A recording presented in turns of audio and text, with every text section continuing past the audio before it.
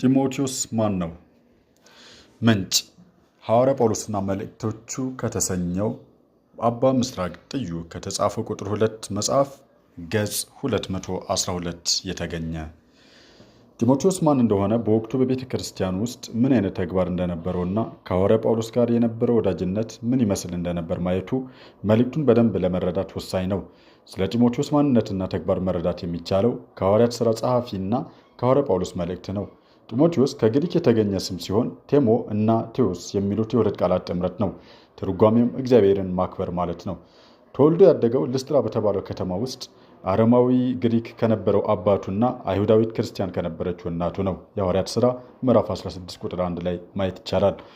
እናቱ ኢዩኒቄ በመባል ስትጠራ፣ አያቱ ደግሞ ሎይድ ይባላሉ። እነዚህ ሴቶች በእምነታቸው ጠንካሮች ስለነበሩ ለሌሎችም እንደ መልካም አብነት ተጠቅሷል። ሁለተኛ ጢሞቴዎስ ምዕራፍ 1 ቁጥር 5። በመሆኑም ጢሞቴዎስ በእናቱና በአያቱ አማካኝነት ከሕፃንነቱ ጀምሮ ቅዱሳን መጽሐፍ ጠንቅቆ ያወቀ ነበር። ሁለተኛ ጢሞቴዎስ ምዕራፍ 3 ቁጥር 15።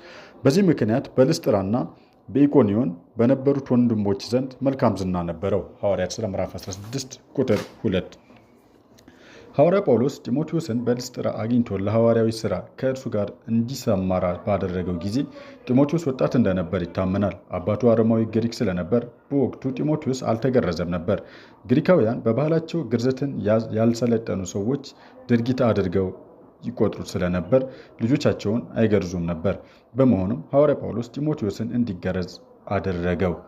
የሐዋርያት ሥራ ምዕራፍ 16 ቁጥር 3። በእርግጥ ጳውሎስ ግርዘትን በተመለከተ የወግ አጥባቂዎች አቋም አራማጅ አልነበረም። ነገር ግን በስፍራው የነበሩ አይሁዳውያን የጢሞቴዎስ አባት አረማዊ ግሪክ እንደነበር ያውቁ ስለነበር ነው።